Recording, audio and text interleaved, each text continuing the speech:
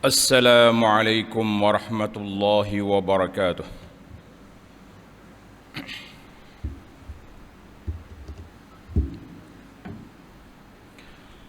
الحمد لله الذي أرسل رسوله بالهدى ودين الحق ليظهره على الدين كله وكفى بالله شهيدا. أشهد أن لا إله إلا الله وحده لا شريك له، وأشهد أن سيدنا ونبينا محمدا عبده ورسوله. اللهم صل وسلم وبارك على عبدك ورسولك محمد وعلى آله وصحبه ومن سار على نهجه واهتدى بهديه واستنى بسنته إلى يوم الدين. أما بعد، فيا عباد الله اتقوا الله، أوصيكم ونفسي بتقوى الله عز وجل، فقد فاز من اتقى. يا أيها الذين آمنوا اتقوا الله حق تقاته ولا تموتن إلا وأنتم مسلمون، واعتصموا بحبل الله جميعا ولا تفرقوا. Wahai hamba-hamba Allah, wahai hamba Allah yang beriman, hendaklah kita sentiasa tingkatkan ketakwaan kita kepada Allah Azza wa Jalla dengan melakukan segala tuntutan yang diperintahkan oleh Allah dan meninggalkan larangan-larangannya, serta melakukan ibadat mengikut apa yang disunnahkan oleh Nabi sallallahu alaihi wasallam. Para jemaah sekalian, hari ini 8 Rabiul Awal 1443 bersamaan dengan 15 Oktober 2021, bagi kita di negeri Kelantan kita kata alhamdulillah, kerana kita dapat berkumpul di masjid, semua masjid di negeri mengikut keluasan masjid. Pada perkiraan anak duk mikir tak muak hari ni pukul 12 malam dah. Sebab setelah kita terkurung lama nak pergi masjid tak boleh, dengan arahan, dengan perintah lebih kurang daripada 4 bulan, daripada bulan 5 lagi, bulan Ramadan. Banyak bulan jugalah kita. Kemudian dibenarkan 40 orang dalam 3 minggu yang lepas. Hari ini dibenarkan semuanya. Kita kata insya-Allah, kita harap semua ahli qaryah kita yang lelaki, yang baligh, yang ada akal baik-baik, yang tidak uzur, semua berada di masjid pada saat ini. Tak kira masjid ni atau masjid mana, tapi mereka ke masjid. Sebab Jumaat ni, orang yang diuzurkan tidak pergi Jumaat, dia orang, kalau orang bermusafir yang cukup syarat dia, wanita, orang uzur, orang sakit, dan orang gila je hak tak pergi masjid. Kalau pergi pun kita suruh dia balik. Maknanya kalau ada lagi orang yang melepasi syarat-syarat tersebut, dia tak pergi juga masjid, kita nak kata dia tu spesies mana? Yang kita mampu hanya berdoa kepada Allah Subhanahu wa taala, Allahumma rudda ibadaka ila buyutika ya rabbal alamin. Ya Allah, hantar marilah hamba-hambamu yang beriman, yang tidak sakit, yang laki-laki yang sudah cukup syarat ini, kembalilah ke rumahmu ya Allah. Kita bimbang bila lama tak pergi masjid, orang kata jadi kalih dah, jadi norma baru dalam hidup dia. Hari Jumaat tak pergi masjid, kalau pergi pun tak boleh masuk. Pintu masjid, pintu pagar kecil ya, kita boleh lompat ya, tak nak masuk masjid mudah ya, tidak jadi. Bukan pintu pagar tinggi pun, Banyaknya ruang-ruang apa ni, lubang-lubang yang boleh masuk. Cuma bila peraturan tidak membenarkan, maka kita tak pergi. Tapi bila peraturan sudah benarkan, kalau tak pergi juga. Sebab itulah ana kata pintu masjid telah terbuka. Yang saya bimbang pintu hati itu tertutup. Pintu masjid buka, pintu hati pula tertutup. Na'udzubillah min ghadabillah. Kita minta berlindung Allah Ta'ala daripada kemurkaan Allah Azza wa Jalla. Para jemaah sekalian, memandangkan kita sudah kembali ke masjid, saya bimbang ada di kalangan tuan-tuan yang sudah lupa adab masjid. Saya peringatkan sekali lagi, alhamdulillah, audan hamidan, kepulangan ke masjid yang sangat terpuji, yang sangat diharap dan dinanti-nantikan. Kita kata alhamdulillah, maka marilah ke masjid awal. 5 waktu telah dibuka dan datanglah dengan pelbagai persiapan yang disyariatkan oleh Allah Azza wa Jalla. Maka masuk masjid, kalau belum azan lagi, kita mula dengan tahiyatul masjid.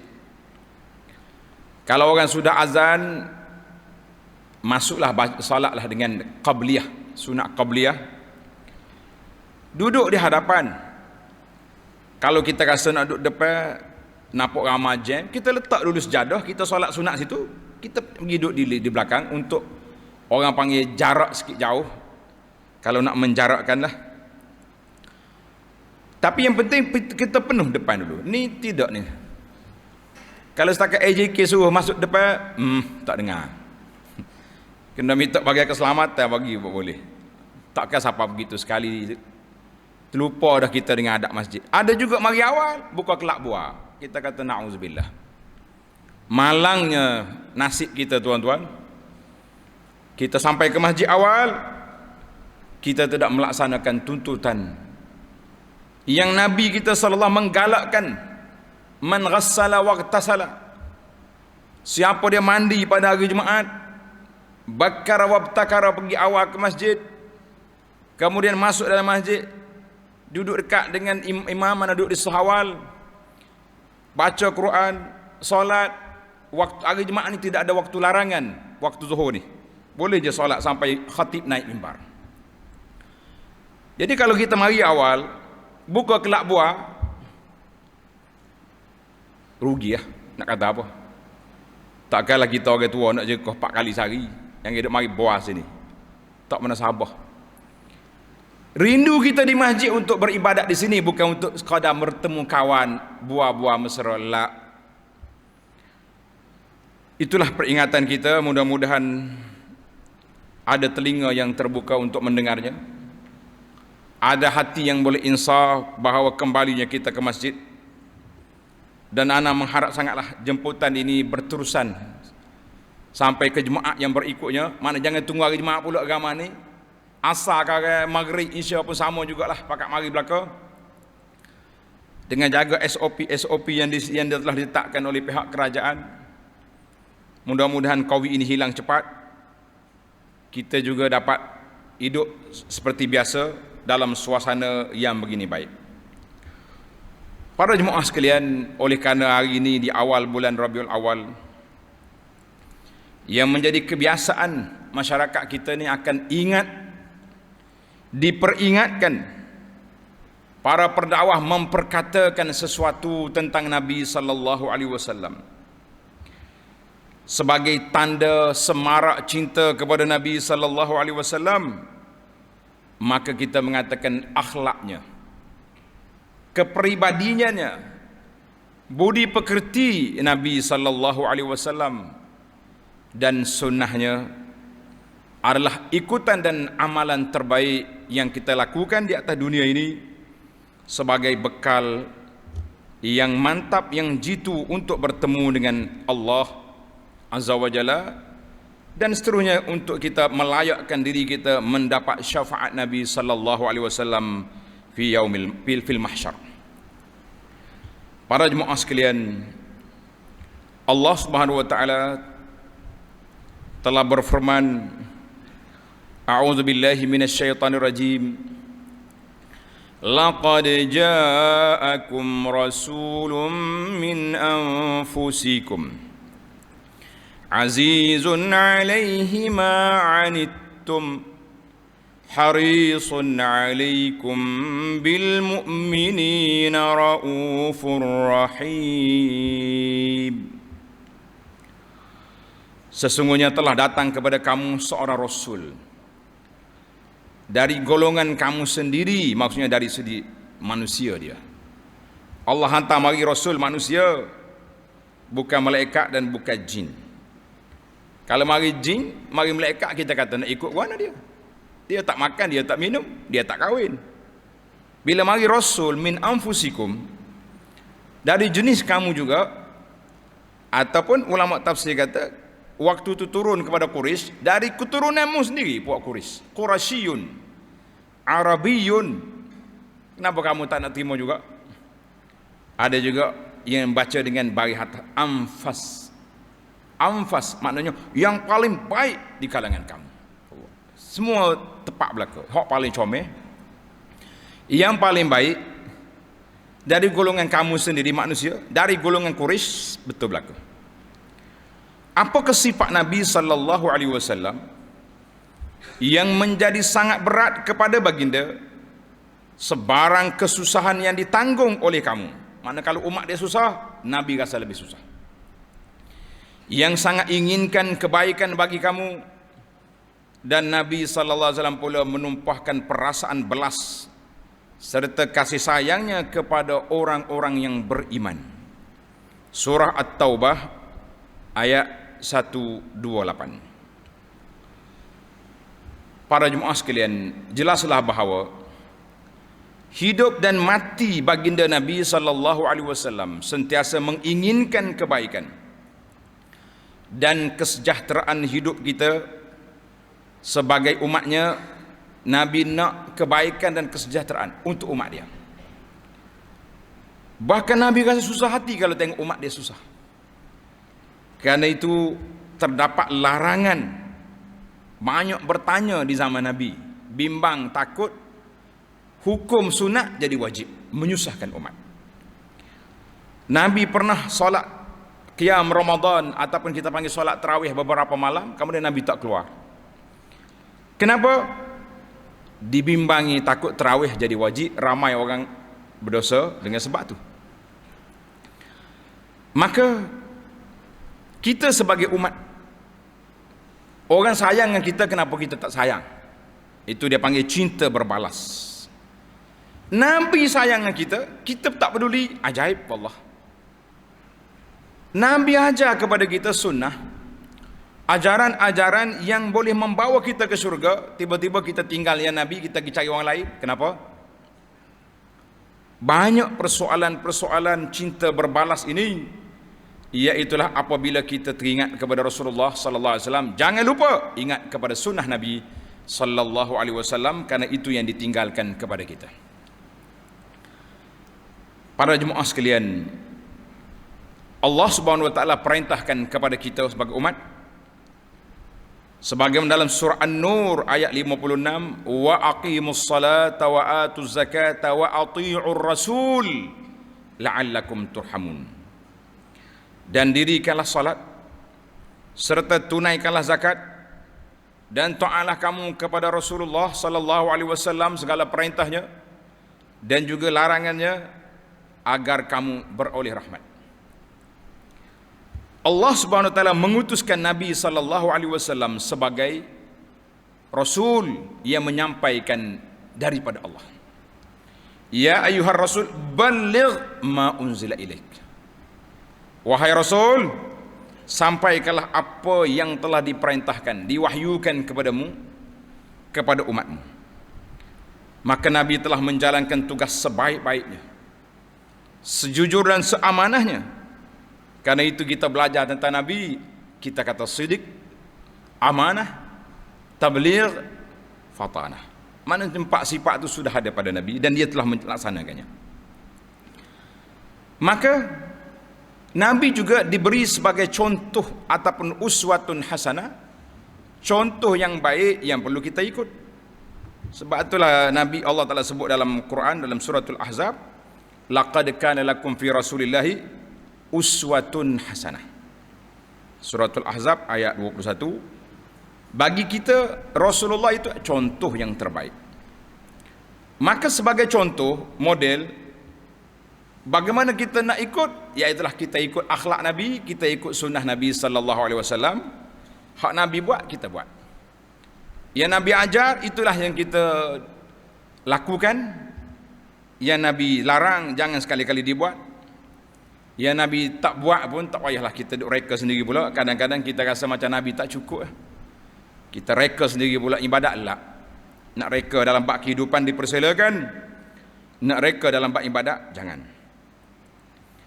Maka Nabi SAW telah berperanan membawa hidayah petunjuk, hidayatul irsyad kepada kita semua, untuk mengeluarkan manusia daripada kegelapan jahiliyah kepada cahaya Islam, daripada kebatilan kepada kebenaran, daripada perkara yang tidak baik kepada perkara yang baik. Itulah agenda dari Nabi SAW, sebagaimana Nabi menyatakan, innama bu'istu liutammima makarim salihal akhlak. Aku diutuskan oleh Allah Azza wa Jalla untuk membawa budi pekerti akhlak yang mulia. Hadis riwayat Ahmad. Maka para jemaah sekalian, apabila kita kata kita ni sayang kepada Nabi sallallahu alaihi wasallam, biarlah kesayangan kita itu bertempat, kena pada tajuk, kena pada masa, mengikut apa yang diajar oleh Nabi sallallahu alaihi wasallam. Maka para jemaah sekalian, saya kempen besar-besaran, nak sayang ke Nabi, ikut sunnah. Beramal dengan sunnah, hati tenang, pahala confirm. Apa dia maksud kata-kata pendek ini? Beramal dengan sunnah, hati tenang, pahala confirm. Maksudnya bila kita amal dengan sunnah Nabi, kita rasa senang. Sebab Sebab aku buat ikut hak Nabi. Bahkan apa saja yang dilakukan oleh Nabi sallallahu alaihi wasallam, termasuklah pakaian dia. Nabi pakai jubah, dia pula serban, kita berserban juga. Sebab apa? Ikut Nabi, boleh pahala kita. Nabi suka makan buah ni, sampai Anas kata apa? Aku suka makan dubak. Dubak ni macam buah labu gitu. Sebab pernah di satu hari dia pergi, orang hidang Nabi sallallahu alaihi wasallam makan buah dubak, Nabi kita ambil makan. Anas kata, lepas pada itu aku suka makan ini semata-mata iqtida'an bin Nabi sallallahu alaihi wasallam. Suka. Maknanya kalaulah suka dalam bentuk makan, minum, pakaian yang kita suka, tapi dalam amalan yang dibuat oleh Nabi sallallahu alaihi wasallam tidak menjadi agenda kita, kita terima amalan, kita tak tanya pun, ini riwayat daripada siapa ni? Tak payah riwayat lah. Riwayat-riwayat ni pun kadang-kadang hadis ni orang berawi-rawi pun tak boleh nak percaya. Mana habis yang saya ajar kepada awak ni, saya jumpa direct dengan Nabi, Nabi keluar dari kubur, terima. Kita kata ini sangat berat. Kita telah menjahanamkan satu sistem pengajian, iaitulah bagaimana ulama telah menerima hadis-hadis ini melalui sanad. Tiba-tiba kita kata tak perlu semua itu, cukup dengan kita jumpa Nabi, Nabi keluar dari kubur ataupun daripada mimpi. Kita kata ini bukan disiplin ilmu. Disiplin ilmu hadis sangat ketat untuk menerima dan menolaknya. Karena itu dalam ilmu hadis dia ada dua perkara. Dia panggil ilmu hadis riwayah, satu lagi dia panggil ilmu hadis dirayah. Dari sudut riwayatnya, satu lagi dari sudut dirayah, mana kepahaman kita kepada hadis Nabi sallallahu alaihi wasallam. Para jemaah sekalian, tuan-tuan jangan bimbang. Oi, kalau nak ikut sunnah ni payah Ustaz. Siapa dia kata payah? Yang duk ajar orang baca zikir beribu-ribu sampai kena bertapa dalam gua itu bukan daripada sunnah, laisa minal Islam, bukan daripada ajaran cara Islam waktu itu. Hak Nabi ajar simple je. Lepas solat kita baca zikir astaghfirullah 3 kali. Kemudian Allahumma antas salam, mudah. Zikir subhanallah alhamdulillah Allah akbar 4 kali. 4 kalimah ni diajar 100 kali paling banyak. Kena ulang pula ulang. Yang juta-juta kali itu bukan daripada sunnah Nabi sallallahu alaihi wasallam. Ataupun kalau tuan-tuan dengar pahala yang melampau-lampau, pahala yang pelik-pelik. Sekarang ni pula orang duk tular dengan nak rezeki murah, dia ajar selawat sekian-sekian. Baca selawat ni sampai 12,000 kali. pintu rezeki buka depan mata kita, macam mencurah-curah macam hujan mari. Kita kata Masya Allah, Tabarakallah. Nabi Allah Ta'ala ajar kepada kita berselawat ke atas Nabi SAW untuk menyatakan cinta kita, untuk mendapat syafaat. Kita begitu kafomik untuk nak dapat pangkat, dapat kedudukan. Maka kita mengatakan para jemaah sekalian, cinta Nabi ada syarat. Tuan-tuan boleh tengok risalah yang saya keluar. Dekat tempat pembagi risalah tu ada, tajuk dia 10 bukti dan tanda cinta kepada Nabi SAW. Cuba kita ambil semak dalam diri kita, ada ke tak ada. Tuan-tuan boleh tengok dalam CD khutbah kita yang lalu, tajuk dia bukti dan tanda cinta Nabi SAW. Ana tak nak ulang balik di sini sebab masa kita sangat terhad. Baiklah para jemaah sekalian, barakallahu li wa lakum fil Quranil Azim. Wa nafa'ani wa iyyakum bima fihi min ayati wa dzikril hakim. Aqulu ma tasma'un wa astaghfirullah li wa lakum fastaghfiruh innahu huwal ghafurur rahim. Alhamdulillah. Alhamdulillahilladzi hadana li hadza wa ma kunna linahtadiya laula an hadanallah. Asyhadu an la ilaha illallah wahdahu la syarika lah. وأشهد أن سيدنا ونبينا محمدا عبده ورسوله اللهم صل وسلم على عبدك ورسولك محمد وعلى آله وصحبه ومن سار على نهجه واهتدى بهديه واستنى بسنة إلى يوم الدين أما بعد فيا عباد الله اتقوا الله. Wahai hamba-hamba Allah, bertakwalah kepada Allah Azza wa Jalla dengan sebenar-benarnya. Danlah kita sentiasa menambahkan bekalan iman, bekalan ilmu, bekalan amal, kerana perjalanan kita menuju ke akhirat bukan perjalanan yang dekat. Berjalan seorang diri, tidak lagi berteman dengan orang kecuali yang menemani kita siapa? Yang menemani kita iaitulah amalan kita. Maka di antara perkara yang perlu kita ambil perhatian, iaitulah tentang akhlak Nabi sallallahu alaihi wasallam yang menggalakkan kita supaya hubungi silaturahim dengan keluarga. Tak boleh secara fizikal, kita ada alam maya. Ada alat. Menggalakkan kita rapatkan ukhuwah. Jangan duduk kelahi sama kita, duduk balah dengan benda yang kecil-kecil, bermasam muka daripada pagi sampai malam.